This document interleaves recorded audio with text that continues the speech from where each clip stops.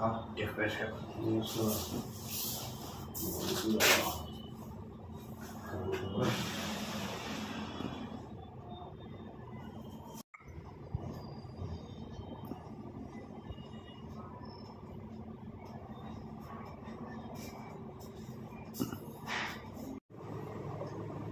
नमस्कार, मी सतीश कुलकर्णी.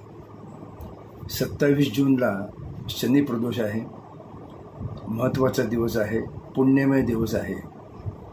आणि आपल्या हातून कळत न कळत जी पापं घडतात त्यातून मुक्त होण्याचा एक सोपा मार्ग किंवा सोपा प्रयत्न आपल्याला चालून आलेला आहे.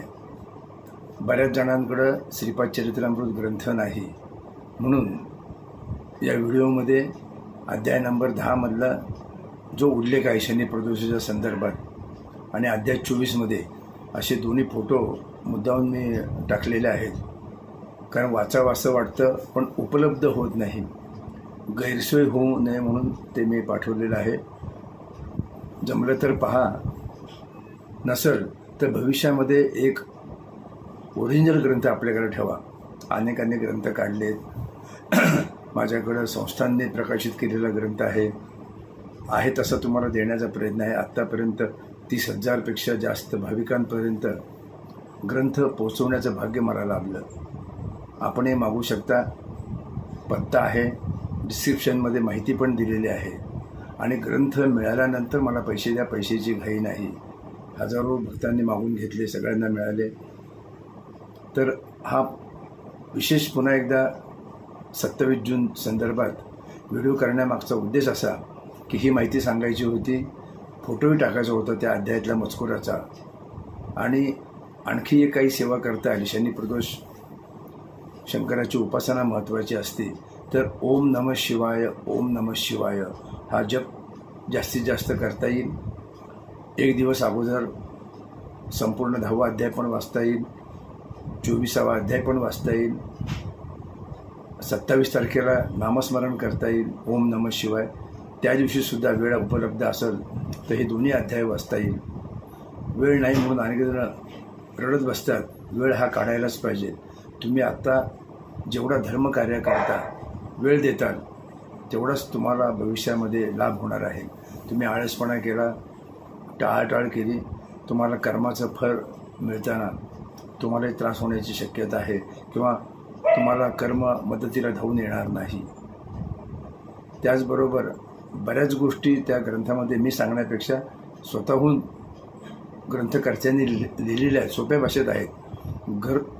कोणताही ग्रंथ अर्थ समजून वाचला किंवा बोटं फिरवण्यापेक्षा त्यात काय लिहिलं हे समजून घेतलं तर फलप्राप्ती अतिशय सोपी आहे. संपवण्यासाठी संपवतातच, परंतु समजून घेण्यासाठी जो वाचतो त्याला ग्रंथ लवकर संपतो आणि परमेश्वराची कृपा लवकर प्राप्त होते. हे 2-3 उल्लेख मला करायचेच होते. वर्षातून 1-2 वेळाच फक्त शनी प्रदोष येतं, पुन्हा संधी मिळत नाही. परंतु मी या अगोदरच्या व्हिडिओमध्ये सांगितलं आहे की जास्तीत जास्त हा ग्रंथ बारकाईने वाचून थोडक्यामध्ये आपल्याला आपल्या जीवनाचं कसं सोनं करून घेता येईल. आणि ते सोनं होणंसुद्धा काहीही अवघड नाही. कारण या कलियुगाचे तारक श्रीपाद श्रीवल्लभ दत्तावतार प्रथम यांची जबाबदारी यांच्याकडेच आहे. आपल्या जीवनाची जबाबदारी, कलियुगाची जबाबदारी श्रीपाद श्रीवल्लभांवर असल्यामुळं आपण बारीक सारीक गोष्टीचा अभ्यास केला आणि त्यांची उपासना केली. त्यांनी सांगितलेले बोल आत्मसात आणले आणि आपण त्यांच्या सेवेतून विभक्त झालो नाही, त्यांच्यावर श्रद्धा ठेवली, त्यांच्या आपण भक्त झालो तर आपल्याला काहीही जीवन अवघड नाही. लोक तक्रारी करतात, लोक रडत बसतात, लोक नकारात्मक विचार करतात आणि शेवटी भोंदू बाबाच्या मागं लागतात. त्यामुळं पैसा जातो, वेळ जातो आणि सर्वात शेवटी आपल्या जीवनाची अब्रू होऊन जाते, बेअब्रू होती. नंतर कुटुंबाचं नुकसान होतं आणि आयुष्यभर पुढं संशयाने इतर लोक त्यांच्याकडे पाहतात. फायदा तर काहीच नाही. भोंदू बाबांकडून तुम्ही लांब व्हावं, त्यांचा आसरासुद्धा घेऊ नये, त्यांचं नावसुद्धा ऐकू नये. म्हणून जसं जसं मला आकलन होईल मी 4-5 मिनटामध्ये सांगण्याचा 5 नंबर कुठं ती ओळ आहे तुम्ही समजून घ्या. आणि एक मी वारंवार सांगतो की ह्या शनी प्रदोषपासून पुरुषांनी आणि महिलांनी शक्यतो उचापत्या बंद कराव्यात. एकतर मनुष्य अगोदरच या परिस्थितीमुळं गांजून गेलेला आहे, गांजत आहे. प्रत्येकाला जातीमधले प्रश्न आहेत, नात्यामधले प्रश्न आहेत, खात्यामधले प्रश्न आहेत आणि सर्वात शेवटी आपण उचापात्या करून जे प्रश्न वाढवले आहेत याच्यातून सुटका होणं फार अवघड आहे. आता जे घडले आहे ते घडू द्या, परंतु एक चांगला दिवस जेव्हा येतो, शनी प्रदोषासारखा वर्षातून 2 किंवा 3 वेळा असा दिवस येतो, त्यावेळेस आपण काही गोष्टी सोडून द्यायला पाहिजेत. तुम्ही सोडून दिलं की सुटून जातं, सोडून दिलं की संपतं, पण त्यात गुंतून राहिलं तर आयुष्यभर अवघड होतं. त्यापेक्षा या शनी प्रदोष 27 जूनपासून एक लक्षात ठेवा की उचापात्या करायच्या नाहीत. नातेवाईक असतील तर प्रेमाने वागायचं, जातीतले असतील तर समजूतदार वागायचं आणि खात्यामध्ये आपण जिथं काम करतो, जिथं आपण आपला व्यवहारासाठी जाणं येणं असतं, तिथंसुद्धा जर संबंध चांगले ठेवले तर नवीन काहीही प्रश्न निर्माण होत नाही. तुम्ही प्रश्न करायचे, परमेश्वराने सोडवायचे असं कुठेही सांगितलेलं नाही आणि परमेश्वर प्रश्न सोडवत नसतो. परमेश्वराचं का करायचं की परमेश्वराची सेवा करत असताना तेवढ्या वेळापर्यंत तरी आपल्या हातून वाईट कर्म घडत नाही.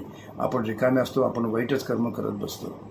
तर शनी प्रदोष आहे. तुम्हाला ग्रंथाबद्दल सांगितलं, ग्रंथ यथावकाश मागून घ्या. या व्हिडिओमध्ये अध्याय 10 आणि अध्याय 24चा फोटो दिलेला आहे. त्याचप्रमाणे ज्यांना शिवलिंगावर अभिषेक करायचा आहे, जे पिठापूरमधलं अत्यंत पवित्र असं पुरातन कुकडेश्वर शिवलिंग आहे पादगया तीर्थमध्ये, जे माझ्याबरोबर आले, जे मी असताना येतात, तिथं आपल्याला शर्मा गुरुजी चांगला आशीर्वाद देतात. त्या आशीर्वादाचा सुद्धा एखादा फोटो टाकता आला तर पाहतो मी. अत्यंत ज्ञानी आहेत.